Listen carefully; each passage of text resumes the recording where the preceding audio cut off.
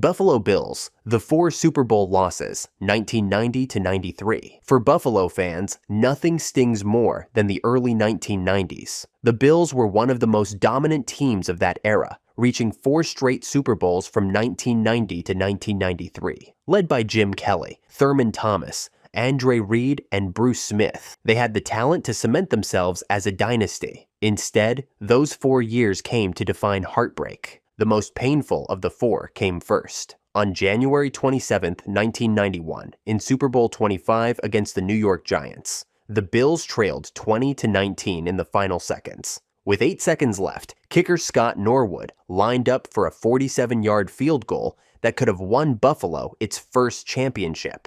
The kick sailed wide right, and the Giants escaped with the victory. Wide right became the defining phrase of Bills football for a generation. The next 3 Super Bowls didn't bring redemption. Buffalo was blown out by Washington in Super Bowl 26, and then humiliated by Dallas in back-to-back years, including a 52-17 defeat in Super Bowl 27. Despite their dominance in the AFC, the Bills left the early 90s with no rings to show for it. Miami Dolphins, Super Bowl 17 collapse. For Miami fans, the early 1980s brought one of the most painful what-ifs in franchise history. The Dolphins had already been crowned Super Bowl champions in the early 1970s, during Don Shula's dynasty, and by the 1982 season, they were ready to return to glory. In Super Bowl 17 on January 30th, 1983, the Dolphins faced Washington. Miami struck first in a big way, jumping out to a 17-0 lead. Their defense, nicknamed the Killer Bees, looked dominant,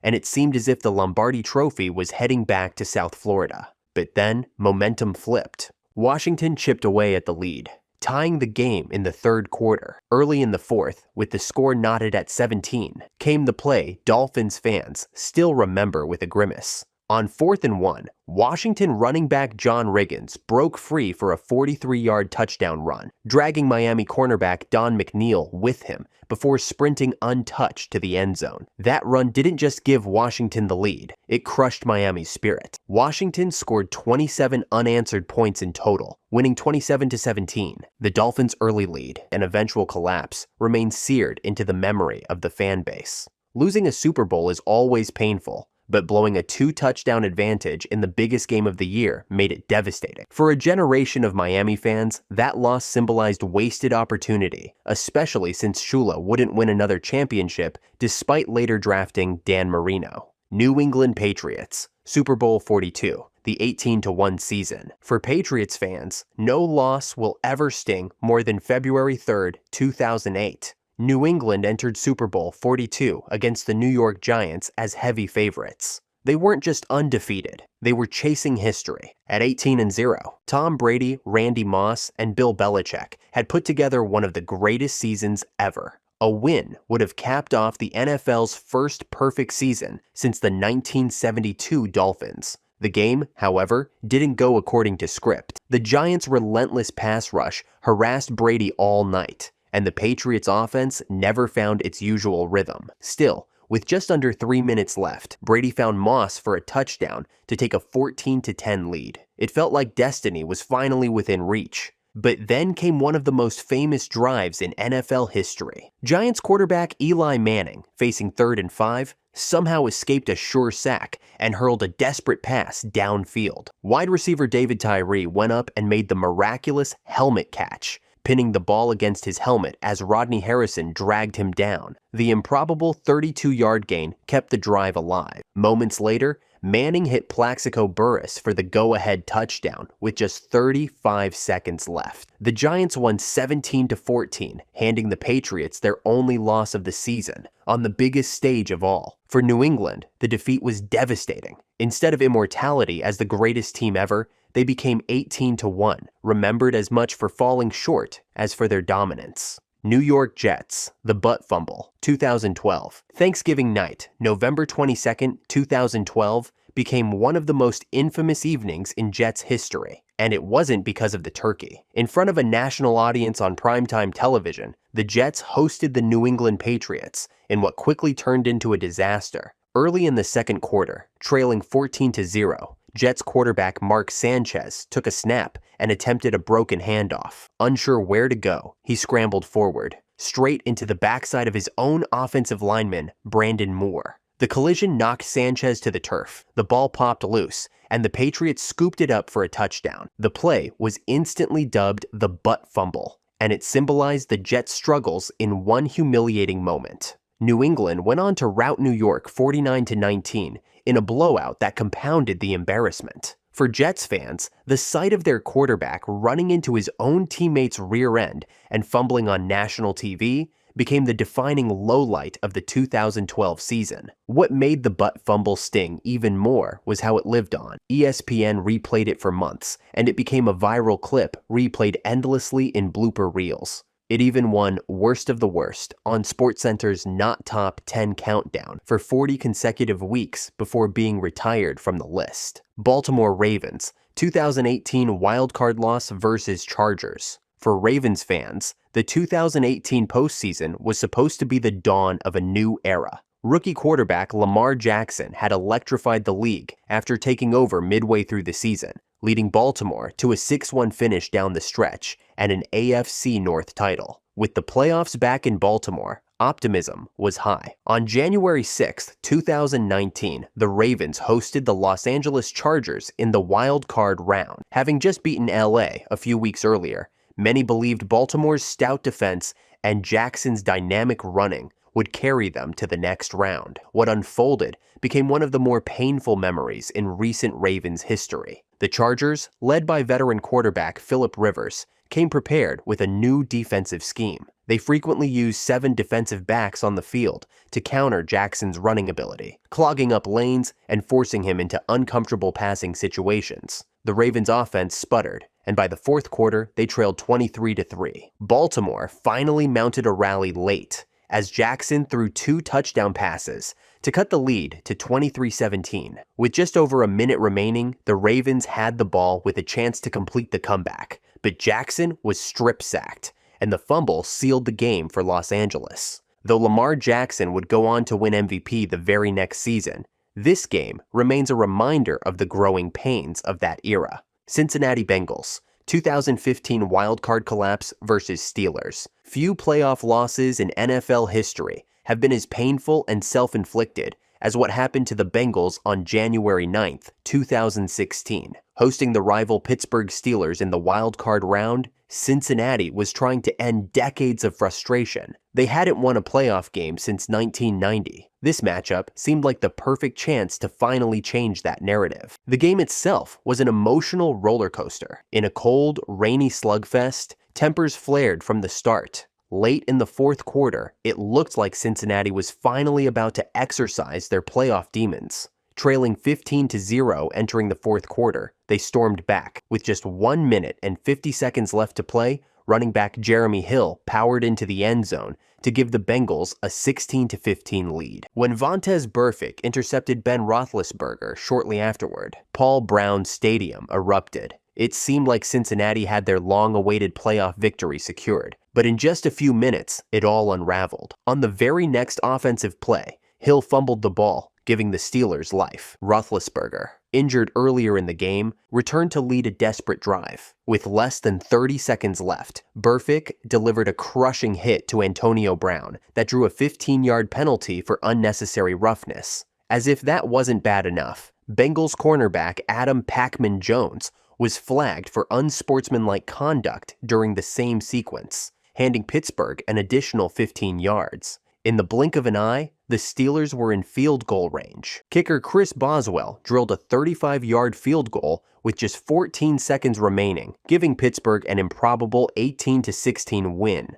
Bengals players and fans were left stunned, watching what felt like certain victory dissolve into chaos. Cleveland Browns, The Drive. 1986 AFC Championship. For Browns fans, no moment embodies heartbreak more than The Drive. On January 11th, 1987, Cleveland hosted the Denver Broncos in the AFC Championship game at Municipal Stadium. The Browns were just minutes away from their first ever Super Bowl appearance. With just over 5 minutes left, Cleveland led 20-13. Denver quarterback John Elway and the Broncos offense took over, but they were pinned at their own 2-yard line. What happened next has haunted Cleveland for decades. Elway orchestrated a legendary 98-yard march against the Browns' defense. He converted critical third downs, scrambled to extend plays, and picked apart Cleveland with clutch throws. The defining moment came with just 37 seconds left, a touchdown pass to Mark Jackson to tie the game at 20-20. In overtime, the Broncos sealed it with a 33-yard field goal. Victory had been within reach, only to slip away in the final minutes. Pittsburgh Steelers, Super Bowl 45 loss to the Packers, 2011. For a franchise that prides itself on championship tradition, few losses cut deeper for Steelers fans than February 6th, 2011. In Super Bowl 45, Pittsburgh had the chance to add a 7th Lombardi trophy to their record collection. The opponent was the Green Bay Packers, led by Aaron Rodgers, who was still chasing his first ring. Early on, things spiraled quickly. The Packers jumped out to a 21-3 lead, capitalizing on a Ben Roethlisberger interception, returned for a touchdown and another short field score. The Steelers clawed their way back, cutting the lead to 21-17 in the third quarter. Behind Rashard Mendenhall's touchdown run, Hines Ward and Mike Wallace kept making plays. And for a moment, it looked like Pittsburgh might pull off another comeback. But disaster struck again. Early in the fourth quarter, with Pittsburgh driving, Mendenhall fumbled. Green Bay recovered, and Rodgers wasted no time capitalizing, hitting Greg Jennings for a touchdown. The Steelers couldn't recover, and despite a late score to make it close, the Packers held on for a 31-25 victory. In the years since, the Steelers haven't returned to the big game. Houston Texans, 2019 playoff collapse versus Chiefs. For Texans fans, no moment stings more than January 12, 2020, when their team suffered one of the worst collapses in playoff history. It was the AFC divisional round, and Houston was on the road in Kansas City facing Patrick Mahomes and the Chiefs. Early on, everything went right. The Texans stunned Arrowhead Stadium by storming out to a 24-0 lead midway through the second quarter. Deshaun Watson was making plays, the defense was forcing mistakes, and it looked like Houston was on the verge of pulling off a monumental upset that would send them to the AFC Championship game for the first time in franchise history. Then, the collapse began. The Chiefs answered with a quick touchdown and immediately followed it up by blocking a Texans punt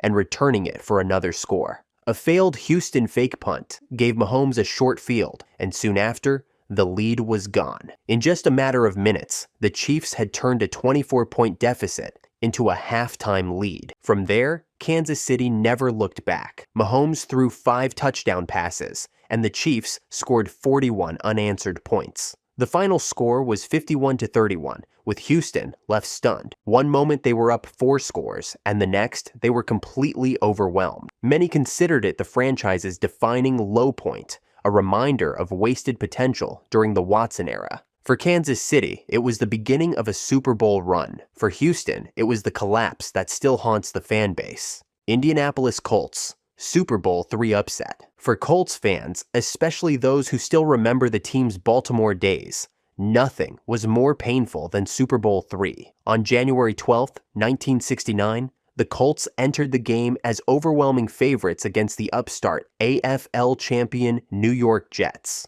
Baltimore had finished the regular season 13-1 and demolished the Browns in the NFL championship game. Odds makers made them 18-point favorites, and many believed the Jets had no chance. But history had other plans. Jets quarterback Joe Namath famously guaranteed victory before the game, and his team backed it up. The Colts, led by legendary quarterback Johnny Unitas, though still recovering from injury, and Earl Morrall, looked out of sync from the start. Mistakes piled up, including costly interceptions, and Baltimore could never find its rhythm. Meanwhile, the Jets played efficient, mistake-free football. Running back Matt Snell carried 30 times for 121 yards and a touchdown, while kicker Jim Turner added 3 field goals. Namath didn't even throw a touchdown pass, but he controlled the game with confidence and precision. The final score was 16-7 Jets, a stunning upset that instantly became one of the most iconic moments in NFL history. It validated the AFL's legitimacy and set the stage for the AFL-NFL merger. For the Colts, however, it was a humiliating defeat. Instead of cementing themselves as one of the greatest teams of all time, they became the answer to a trivia question: the NFL powerhouse that got shocked by Namath's Jets.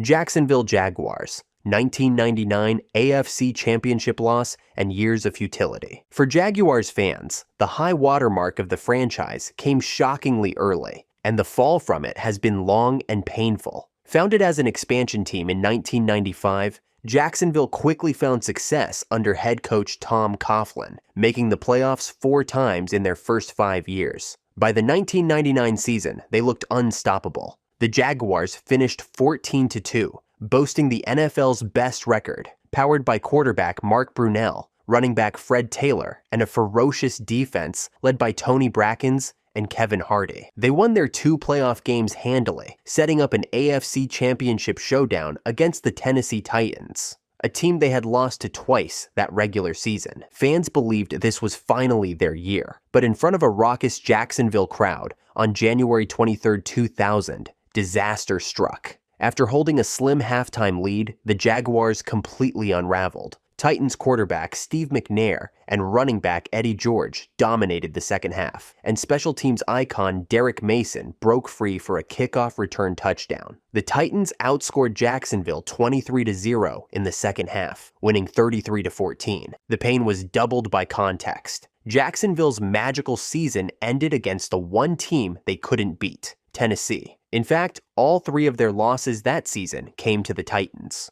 What made this loss so devastating is what followed. Jacksonville didn't return to the AFC Championship for over 17 years, enduring long stretches of losing seasons, coaching changes, and roster rebuilds. The franchise even hit rock bottom in 2020 with a 1-15 record, the worst in team history. Tennessee Titans, Super Bowl 34, 1 yard short. Few moments in NFL history capture heartbreak more perfectly than the ending of Super Bowl 34. On January 30th, 2000, the Tennessee Titans, just a year removed from being the Houston Oilers, had a chance to make history. Behind quarterback Steve McNair and running back Eddie George, the Titans rallied from a 16-point deficit against the high-powered St. Louis Rams. Known as the greatest show on turf. With just 6 seconds left, Tennessee trailed 23-16 and had the ball on the Rams' 10-yard line. McNair fired a quick slant pass to wide receiver Kevin Dyson. Dyson caught it in stride and sprinted toward the end zone. For a split second, it looked like the Titans were about to tie the game and send it to overtime. But Rams linebacker Mike Jones made a perfect game-saving tackle. He wrapped Dyson just short of the goal line, dragging him down at the 1 yard line as time expired. The image of Dyson stretching his arm desperately toward the end zone, falling just shy, remains one of the most iconic visuals in Super Bowl history. The Titans lost 23-16. For the franchise, it was both a breakthrough and a heartbreak. Their first Super Bowl appearance decided by literal inches. For fans, the pain has lingered for decades. Tennessee has made playoff runs since, but has never returned to the Super Bowl. Denver Broncos, Super Bowl 48 blowout versus Seahawks. For Broncos fans, the memory of February 2nd, 2014 remains a painful one.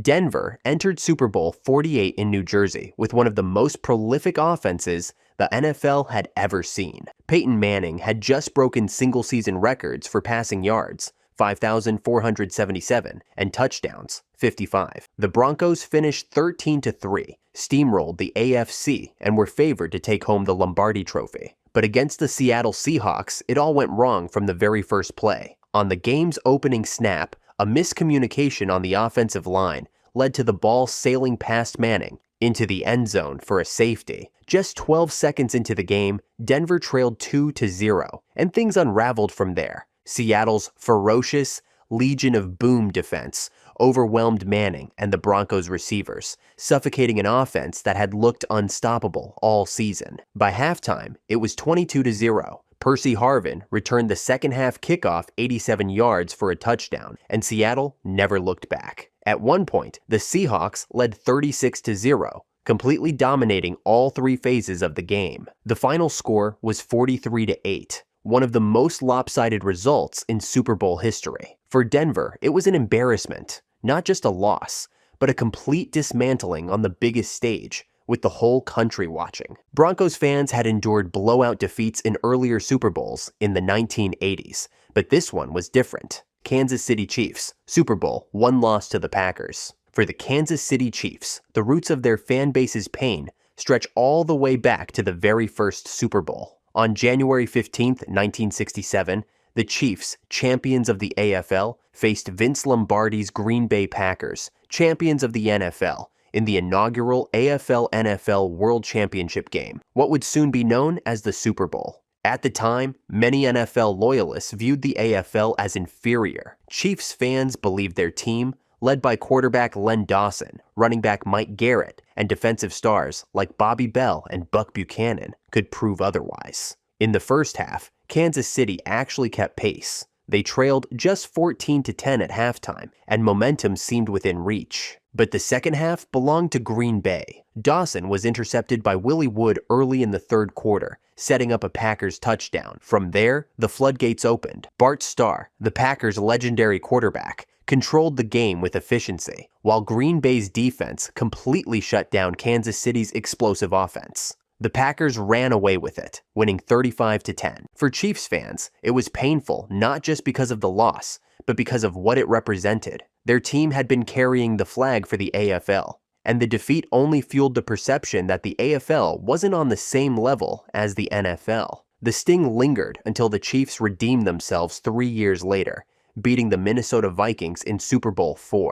Las Vegas Raiders, franchise relocations. For Raiders fans, some of the most painful moments haven't come on the field. They've come from watching their team move away. Few franchises in sports have such a complicated relationship with their cities, and few fan bases have felt that heartbreak more than the Raiders. The story begins in Oakland, where the Raiders were founded in 1960 as a charter member of the AFL. The team quickly became known for its rebellious identity, with Al Davis building a culture of toughness and swagger. The Raiders built one of the most loyal fan bases in the NFL, Raider Nation, deeply rooted in the East Bay. But in 1982, Davis relocated the team to Los Angeles. For Oakland fans, it was devastating. The Silver and Black became an LA team, winning Super Bowl XVIII just 2 years later, in 1984. While Los Angeles embraced the team, many Oakland fans felt abandoned, left behind, despite decades of loyalty. In 1995, the Raiders returned to Oakland after 13 years in LA.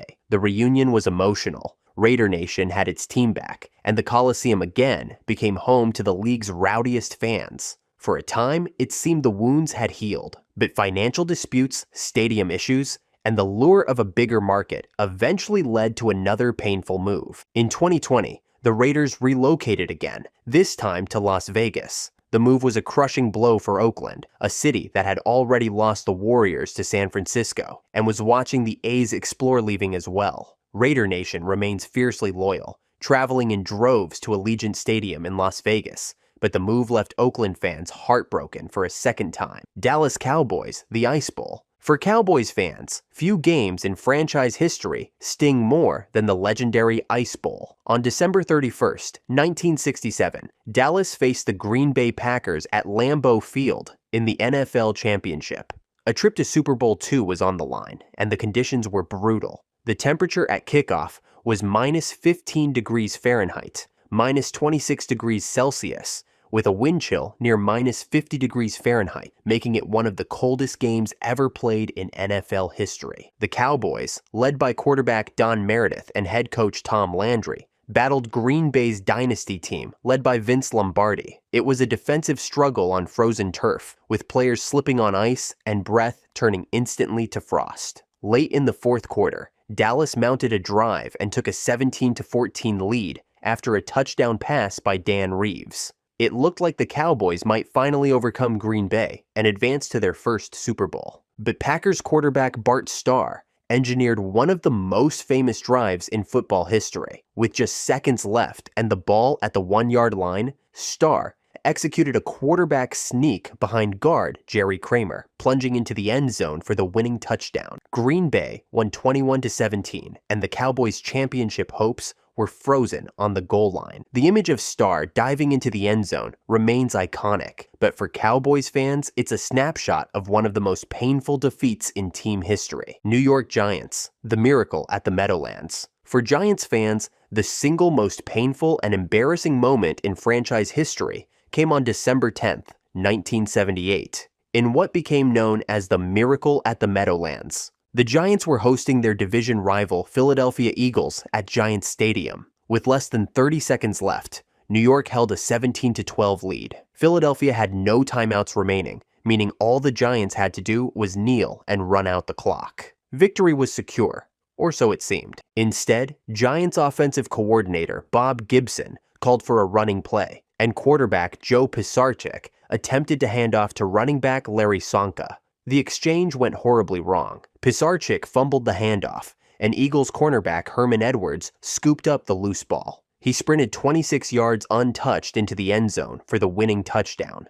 In a matter of seconds, the Giants went from certain victory to a 19-17 defeat. The play was immediately infamous, with Giants fans in disbelief at how their team had managed to lose. It became a turning point not just for the franchise, but for the NFL as a whole. The embarrassment was so complete that the Giants coaching staff was overhauled, and the play directly influenced the league-wide adoption of the victory formation, the quarterback kneel down we see today to safely end games. Philadelphia Eagles Super Bowl 39 loss to the Patriots. For Eagles fans, the pain of February 6, 2005 still lingers. After years of near misses under head coach Andy Reid and quarterback Donovan McNabb, Philadelphia had finally broken through to reach Super Bowl 39. With stars like wide receiver Terrell Owens, who was playing heroically just weeks after breaking his leg, and safety Brian Dawkins, this felt like the Eagles' moment to bring home their first Lombardi trophy. Facing Tom Brady and the New England Patriots dynasty, the game was tightly contested. Philadelphia's defense kept them in it, forcing New England to grind for every yard. By the third quarter, the Eagles actually held a lead. For a fan base starved for a championship, the dream was alive. But then, the tide turned. The Patriots rallied, scoring 10 straight points to take a 24-14 lead in the fourth quarter. McNabb responded with a touchdown to cut it to 24-21, but the Eagles' offense struggled with pace, criticized afterward for huddling and moving too slowly in crunch time. On their final drive, McNabb threw an interception that sealed the game, and Philadelphia's title hopes slipped away. The loss was devastating because the Eagles had been so close. They had finally cleared the hurdle of NFC Championship heartbreak, losing 3 straight from 2001 to 2003, only to fall short on the biggest stage. Owens' valiant effort, 9 catches for 122 yards on an injured leg, became legendary. But it wasn't enough. Washington Commanders Super Bowl 18, humiliation. For Washington fans, the bitterest defeat came on January 22, 1984, in Super Bowl 18 against the Los Angeles Raiders. The year before, Washington had won Super Bowl 17 and returned as defending champions after a record-setting 1983 season in which they went 14-2 and set the then NFL record for points scored, 541. Led by head coach Joe Gibbs, quarterback Joe Theismann, and running back John Riggins, they were heavy favorites. Instead, the game turned into a nightmare. The Raiders stunned Washington with big plays from the start. The defining moment came late in the first half. With Washington backed up at its own 12-yard line and trailing 14-3, Theismann's screen pass was intercepted by linebacker Jack Squirek, who walked untouched into the end zone for a pick 6. That gave Los Angeles a 21-3 halftime lead and completely broke Washington's spirit. Things only got worse after halftime. Raiders running back Marcus Allen delivered one of the most iconic plays in Super Bowl history, reversing field on a broken run and sprinting 74 yards for a touchdown. By the time it was over, the Raiders had routed Washington 38-9, one of the most lopsided Super Bowl defeats ever. Chicago Bears Super Bowl 41 loss to the Colts. For Bears fans, February 4th, 2007 was supposed to be a night of celebration, their first Super Bowl appearance since the dominant 1985 championship team. Head coach Lovie Smith had led Chicago to a 13-3 record, and the defense, anchored by Brian Urlacher, Lance Briggs, and Charles Tillman, looked like one of the league's best. The Bears also had Devin Hester, the most dangerous return man in football, who had electrified the league all season. Super Bowl 41 in Miami started perfectly. On the opening kickoff, Hester took the ball back 92 yards for a touchdown, becoming the first player in Super Bowl history to return the opening kick for a score. Bears fans erupted, dreaming of a magical night. But after that, things fell apart. Rain poured down, creating slick conditions, and quarterback Rex Grossman struggled. Though the Bears kept it close through the first half, trailing just 22-17 in the third quarter, their offense stalled completely after halftime. Grossman threw 2 costly interceptions, including one return for a touchdown by Kelvin Hayden that sealed the game. Meanwhile, Peyton Manning and the Indianapolis Colts slowly wore down the Bears' defense. Manning, who had faced criticism for playoff struggles, finally delivered, completing 25 passes for 247 yards and a touchdown. The Colts controlled the ball, controlled the clock, and pulled away for a 29-17 victory. For Chicago fans, the pain came from the sense of a wasted opportunity. The defense was championship caliber. Many still view it as the Bears' best chance at another Super Bowl title in the modern era, only to watch it slip away in frustrating fashion. The Bears haven't returned to the Super Bowl since. Detroit Lions, the 0-16 season. For Lions fans, the low point of the franchise came in 2008, when Detroit became the first team in NFL history to finish a season 0-16. The Lions entered the year with a little optimism after years of poor drafts and losing records, but no one imagined just how bad things would get. Quarterbacks Dan Orlovsky, John Kitna, and Dante Culpepper all took turns starting, and the offense sputtered while the defense collapsed week after week. There were moments of near relief, a couple of games where the Lions were competitive late, but each time they found a way to lose. One of the season's defining lowlights came in Week 6 against the Vikings, when Orlovsky, scrambling in his own end zone, accidentally ran out of bounds, stepping on the back line for a safety. It became an infamous clip, replayed as a symbol of the Lions' futility. By the end of December, Detroit had lost all 16 games, often by blowout margins. The final record, 0-16, with opponents outscoring them by over 250 points. It was the first winless season in modern NFL history and set a standard of futility no fan base wants to endure. The humiliation ran deep. Longtime fans, who had already endured decades without a championship, were forced to live through a season where their team couldn't manage a single win. Ownership and management faced immense backlash, and the franchise had to completely reset. Green Bay Packers' 2007 NFC Championship loss to the Giants. For Packers fans, January 20th, 2008 remains one of the coldest and most painful nights in Lambeau Field history. Green Bay hosted the New York Giants in the NFC Championship game, with the winner heading to Super Bowl 42.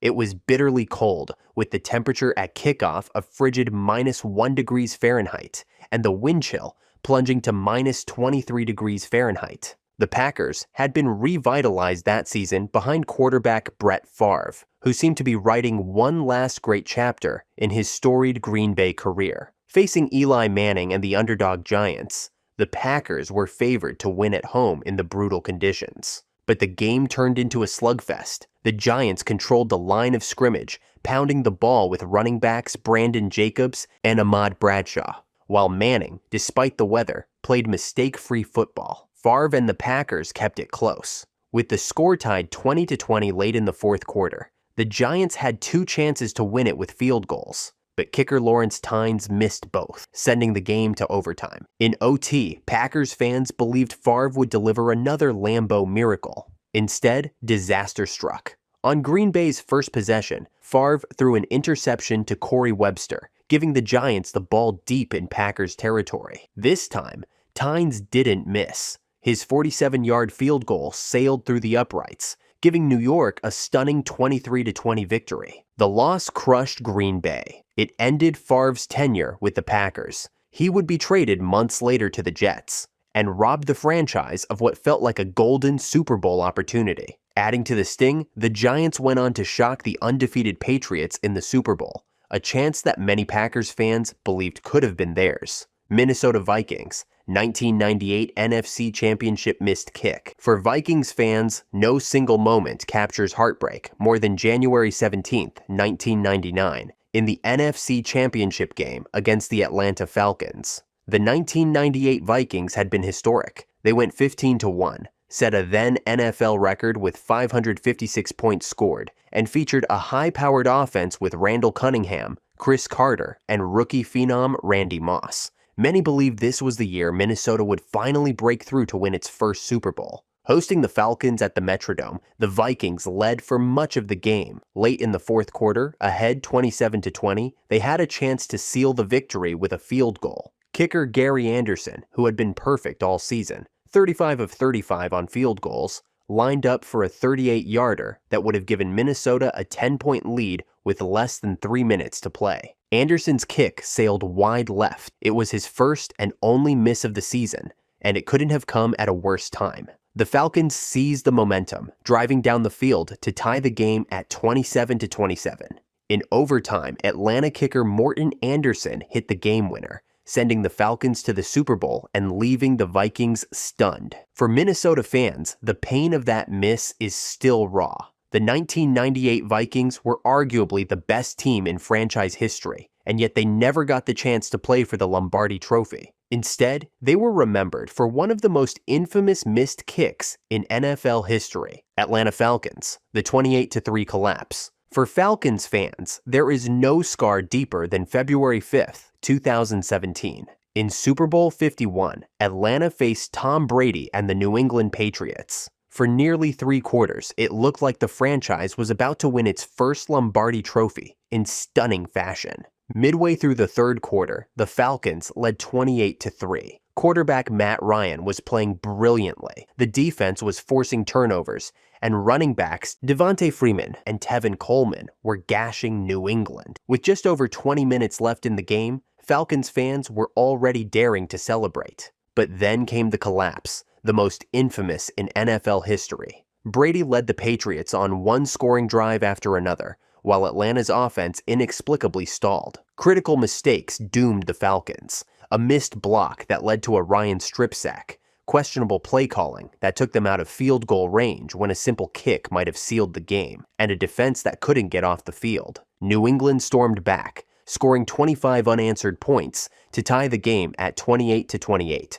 forcing the first overtime in Super Bowl history. By then, momentum was completely gone. The Patriots won the coin toss, drove straight down the field, and James White scored the game-winning touchdown. Final score, 34-28 Patriots. Atlanta became the punchline of NFL jokes, forever tied to the number 28-3. Carolina Panthers, Super Bowl 50 loss to the Broncos. For Panthers fans, the most painful moment came on February 7, 2016 in Super Bowl 50. Carolina had just finished a magical 2015 season, going 15-1 behind MVP quarterback Cam Newton. They had the league's number, one offense, a dominant defense led by Luke Kuechly and Josh Norman, and a swagger that made them look unstoppable. Many believed it was finally the year the Panthers would hoist their first Lombardi Trophy. But on the game's biggest stage, their dream unraveled. Facing Peyton Manning and the Denver Broncos, the Panthers were smothered by Denver's relentless pass rush.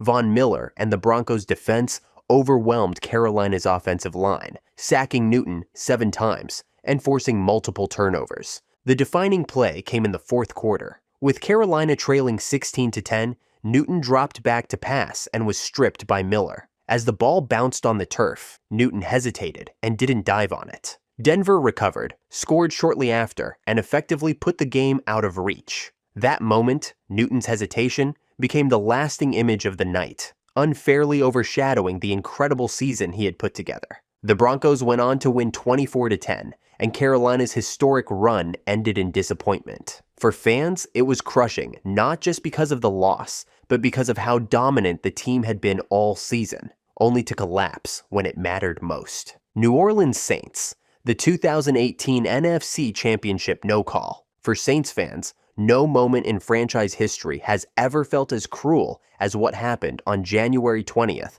2019 in the NFC Championship game against the Los Angeles Rams. With a trip to the Super Bowl on the line, New Orleans had battled all season behind Drew Brees, Michael Thomas, and Alvin Kamara, earning the number 1 seed and home field advantage at the raucous Superdome. Late in the fourth quarter, with the score tied 20-20, the Saints were driving into field goal range. On 3rd and 10, Breeze threw toward receiver Tommy Lee Lewis, who was leveled by Rams cornerback Nicole Roby-Coleman well before the ball arrived. It was an obvious case of pass interference, helmet-to-helmet contact with no attempt to play the ball. But the officials never threw a flag. The no call forced New Orleans to settle for a field goal, giving them a 23-20 lead with less than 2 minutes left. The Rams tied the game on their next drive and eventually won 26-23 in overtime on a 57-yard field goal by Greg Zuerlein. The aftermath was immediate and furious.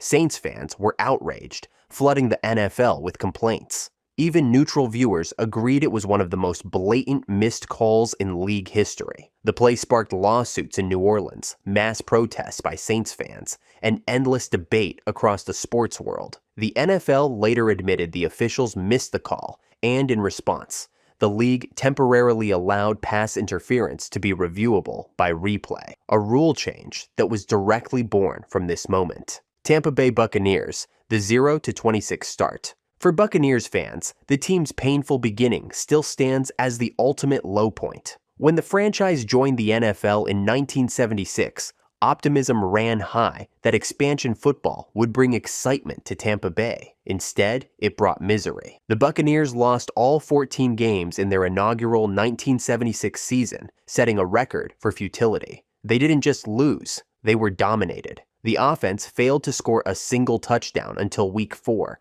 and the team was shut out 5 times. Head coach John McKay, who had come from powerhouse USC, grew so frustrated he delivered cutting one-liners to the media, famously saying, "I'm in favor of it," when asked about his team's execution. The struggles carried into 1977. Tampa Bay started the year with 12 more losses, stretching their losing streak to 26 consecutive games, still the longest in NFL history. Fans grew used to heartbreak week after week, and the Bucs became the league's punching bag. Finally, on December 11th, 1977, Tampa Bay broke through, defeating the New Orleans Saints 33-14. Players carried McKay off the field, and fans celebrated as if they had just won the Super Bowl. But the scars of those 2 seasons lingered, defining the team's early reputation. Arizona Cardinals, Super Bowl 43, lost to the Steelers. For Cardinals fans, the most painful moment in team history came on February 1st, 2009,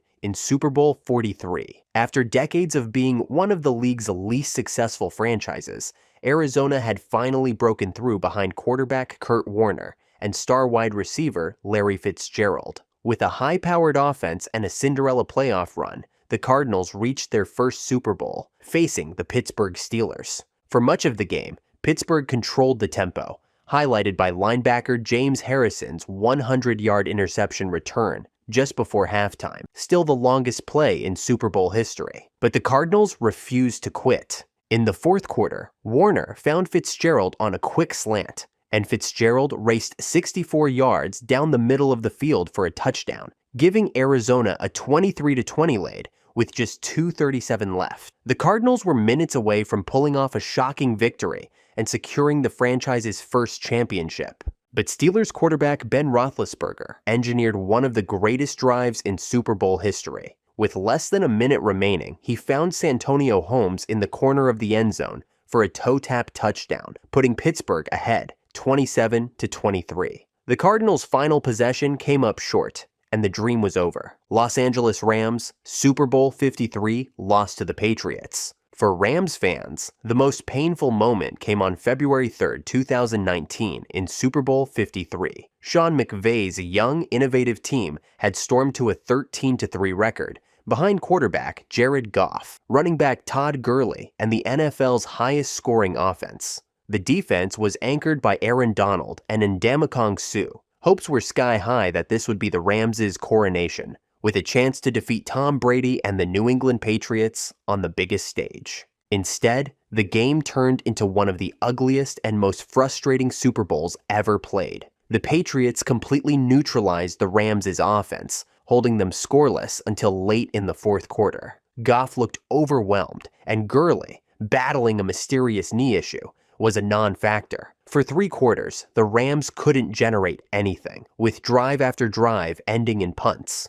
New England didn't fare much better, but in the 4th quarter, Brady finally broke through, connecting with Rob Gronkowski on a key pass that set up the game's only touchdown. The Rams' last chance ended with Goff throwing an interception, sealing a 13-3 Patriots victory. This was a team built on explosive offense and creativity, yet on the biggest stage, they managed just 3 points, the lowest total in Super Bowl history. What had been billed as a showcase of McVay's genius became instead a humbling reminder of how far the team still had to go. The sting was made worse by the context. The Rams had reached the Super Bowl thanks to a controversial NFC Championship win over the Saints, remembered for the infamous no call. Many outside fans believed the Rams didn't even deserve to be there, and their flat performance in the Super Bowl seemed to reinforce that narrative. San Francisco 49ers, Super Bowl 47 loss to the Ravens. For 49ers fans, the most painful modern moment came on February 3, 2013, in Super Bowl 47 against the Baltimore Ravens. After a decade of struggles, San Francisco had returned to glory under head coach Jim Harbaugh.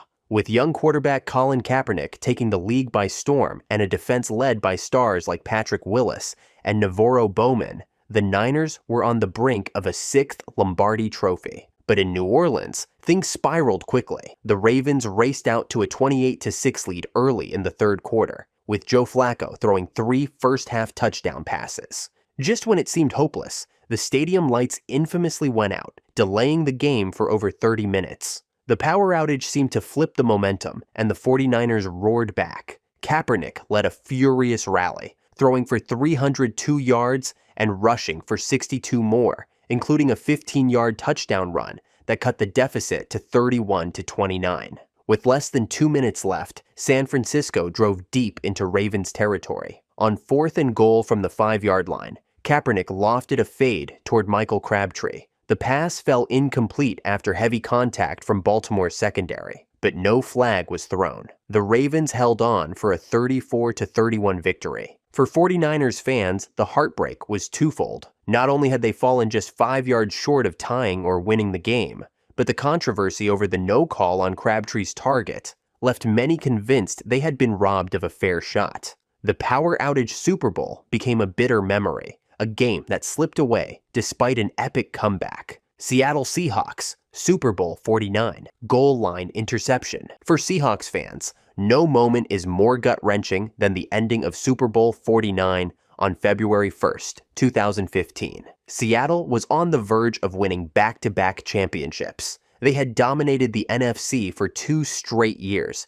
behind the Legion of Boom defense, Marshawn Lynch's power running, and Russell Wilson's playmaking. After dismantling Denver the year before in Super Bowl 48, they were seconds away from securing dynasty status. Facing the New England Patriots, the game was a classic back-and-forth battle. With less than a minute left, the Seahawks trailed 28-24, but had driven deep into Patriots territory. After an unbelievable juggling catch by Jermaine Kearse at the 5-yard line, Seattle had 1st and goal from the 1 with just 26 seconds remaining. Everyone expected the ball to go to Marshawn Lynch, one of the most feared short-yardage runners in NFL history. Instead, offensive coordinator Darrell Bevell called a quick slant pass. Wilson dropped back and fired toward Ricardo Lockett, but Patriots rookie cornerback Malcolm Butler jumped the route, intercepting the ball at the goal line and sealing the game for New England. The play shocked the football world. The Seahawks had victory in their grasp,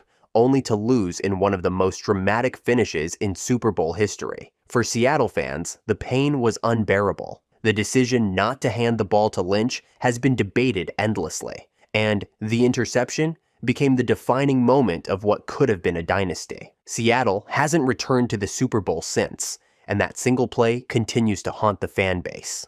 Los Angeles Chargers, 2006, AFC Divisional Playoff Collapse versus Patriots. For Chargers fans, the 2006 playoffs are remembered as the ultimate what-if moment, a collapse that still stings nearly 2 decades later. That season, San Diego looked unstoppable. Led by MVP running back LaDainian Tomlinson, who set an NFL record with 31 touchdowns, the The Chargers went 14-2, the best record in franchise history. With home field advantage throughout the playoffs, many believe this was finally the year the Chargers would break through and reach the Super Bowl. On January 14, 2007, the Chargers hosted Tom Brady and the New England Patriots in the divisional round. Early on, San Diego controlled the game, forcing turnovers and building a lead. Midway through the fourth quarter, the Chargers led 21-13 and appeared to have the game all but locked up when safety Marlon McCree intercepted Brady with just over 6 minutes left.